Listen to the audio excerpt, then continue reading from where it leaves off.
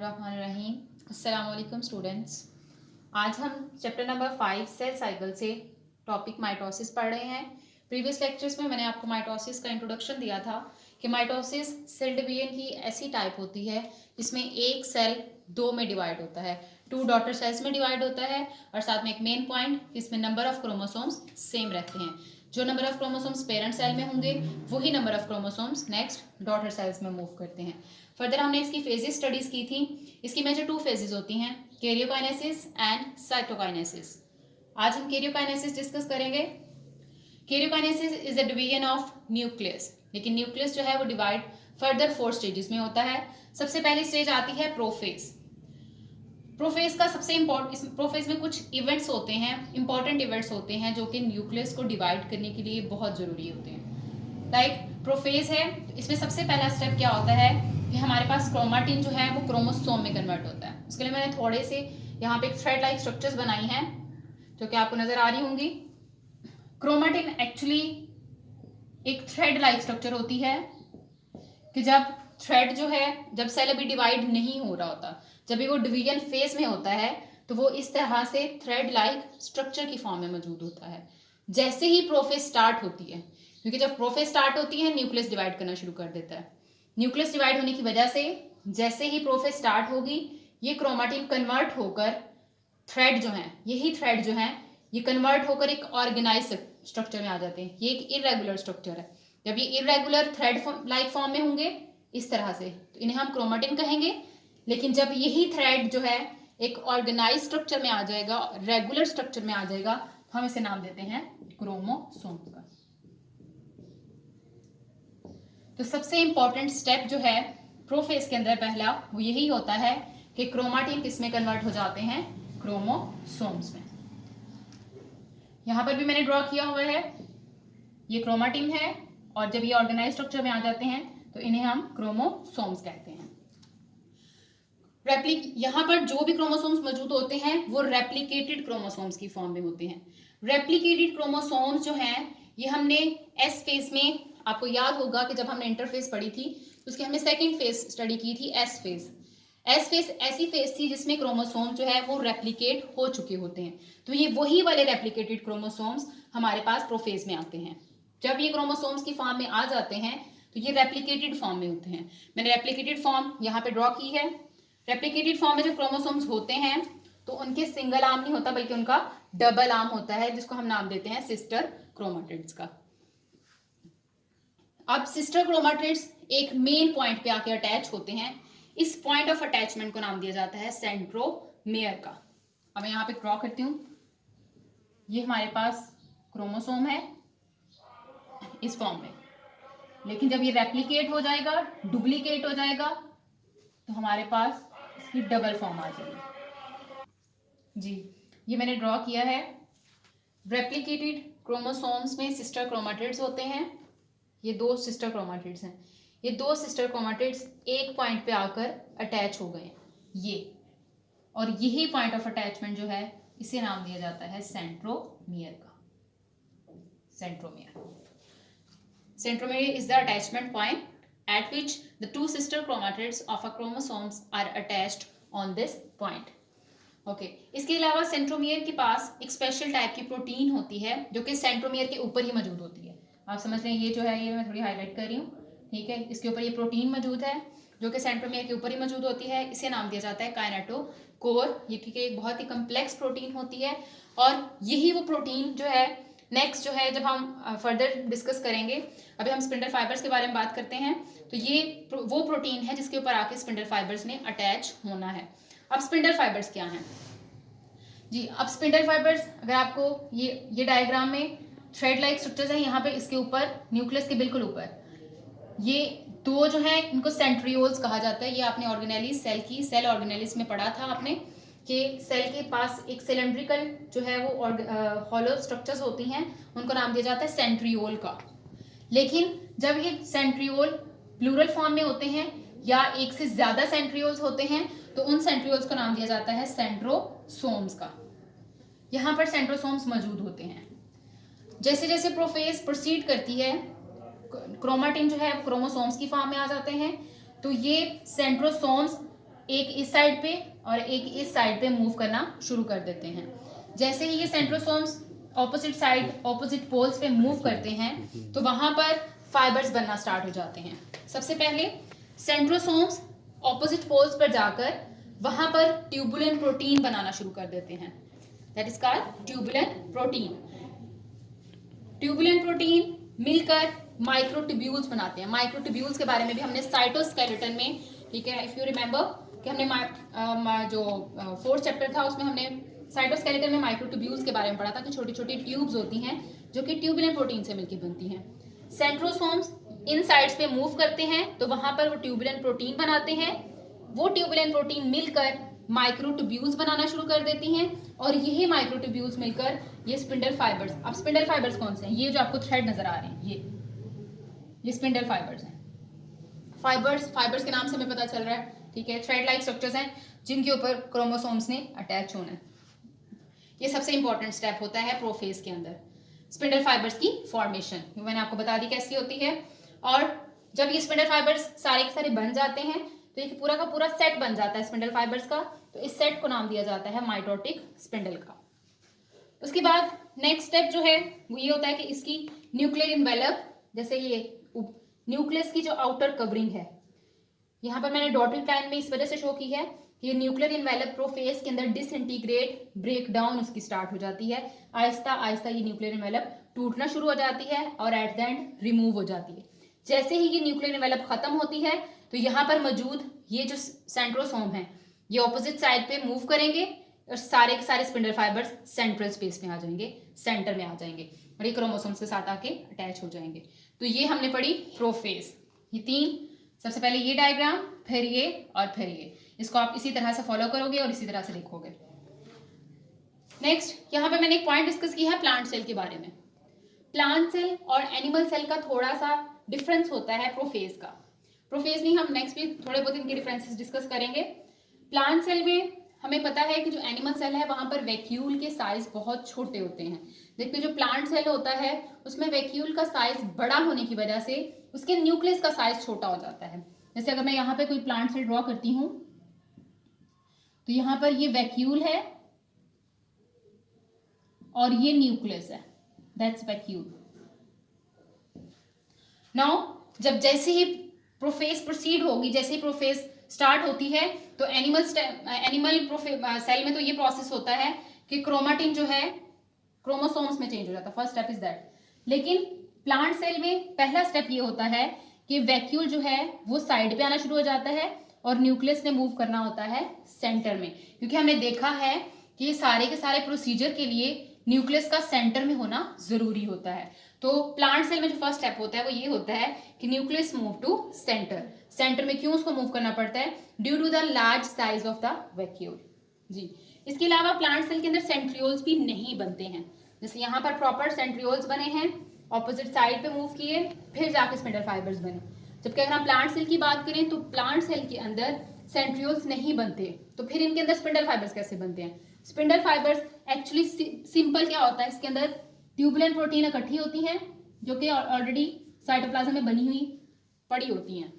Tubulin proteins एक दूसरे के साथ ज्वाइन करेंगी और वही प्रोसेस फिर ट्यूबुलिन प्रोटीन से माइक्रोट्यूब्यूल्स बनेंगे और माइक्रोट्यूब्यूल से देन स्पिंडल फाइबर्स। तो ये थोड़ा सा डिफरेंस होता है इसका प्लांट सेल का और एनिमल सेल का। तो ये हमारी प्रोफेज कंप्लीट हो जाती है। हमने यहाँ पे कुछ इंपॉर्टेंट स्टेप्स इसके डिस्कस किए, मैं एक दफा रिपीट कर देती हूँ। सबसे पहला स्टेप है कि क्रोमाटिन जो है वो क्रोमोसोम में चेंज होता है। दैट इज क्रोमाटिन एक थ्रेड लाइक स्ट्रक्चर है, एक इरेगुलर स्ट्रक्चर है, तो उसने इसी थ्रेड ने जब ऑर्गेनाइज होना है तो ये किस फॉर्म में आ जाएगा? क्रोमोसोम में। इट्स मीन क्रोमाटिन किस में चेंज हो गए? क्रोमोसोम में। उसके बाद रेप्लिकेटेड क्रोमोसोम्स की वजह से यहाँ पर सिस्टर क्रोमेटिड्स होते हैं। सिस्टर क्रोमेटिड्स आकर एक ही पॉइंट पे अटैच होते हैं। इस पॉइंट ऑफ अटैचमेंट को नाम दिया जाता है सेंट्रोमियर का। सेंट्रोमियर के पास एक कॉम्प्लेक्स प्रोटीन होती है जिसे काइनेटोकोर कहते हैं। उसके बाद हमने इसका नेक्स्ट स्टेप पढ़ा, इसमें स्पिंडल फाइबर्स बनते हैं। किस तरह से? ये सेंट्रियोल्स कलेक्टिवली इनको सेंट्रोसोम कहेंगे, यहाँ से ये मूव करते हैं। जैसे ये न्यूक्लियर एनवेलप टूट जाती है तो ये सेंट्रोसोम इस तरफ मूव करना शुरू कर देते हैं, इस तरह से। जैसे ये यहाँ पर आ जाएंगे तो यहाँ पर आके ये ट्यूबुलिन प्रोटीन को इकट्ठा करना शुरू कर देंगे और वहां पर माइक्रोट्यूब्यूल्स बनना शुरू हो जाएंगे ये, और इन्हीं को हम क्या कहेंगे? स्पिंडल फाइबर्स कहते हैं। उसके बाद न्यूक्लियर एनवेलप खत्म हो जाती है और प्लांट सेल का जो डिफरेंस हमने डिस्कस किया ये आपने याद रखना है। जी, हमने प्रोफेज को डिस्कस कर लिया। प्रोफेज कैरियोकाइनेसिस की फर्स्ट फेज होती है। सेकेंड फेज है इसकी metaphase, third anaphase and fourth one is the telophase. अब हम अलग अलग इनको डिस्कस करते हैं। सबसे पहले आती है मेटाफेज। प्रोफेज में हमने देखा था कि न्यूक्लियस जो है वो न्यूक्लियर एनवेलप बिल्कुल खत्म हो चुकी थी।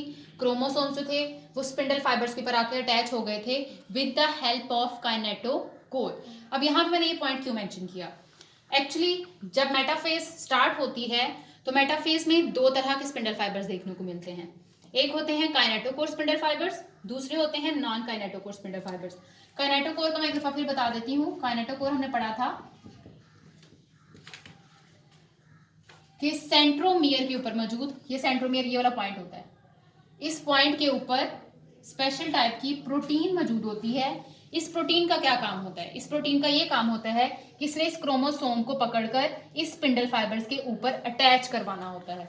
ठीक है, जैसे बिल्कुल वो जो हम बटन वगैरह इस्तेमाल करते हैं तो बटन के दो हिस्से होते हैं। एक हिस्सा बिल्कुल इसी तरह से, इसका एक हिस्सा आप समझ रहे यहाँ क्रोमोसोम के ऊपर अटैच होता है और एक हिस्सा स्पिंडल फाइबर्स के ऊपर अटैच होता है, तो वो हिस्सा जो है वो काइनेटोकोर होता है। तो जैसे ही क्रोमोसोम जो है वो स्पिंडल फाइबर्स के ऊपर आके अटैच होगा तो वो किसके साथ आके अटैच होता है, काइनेटोकोर के ऊपर आके अटैच होता है।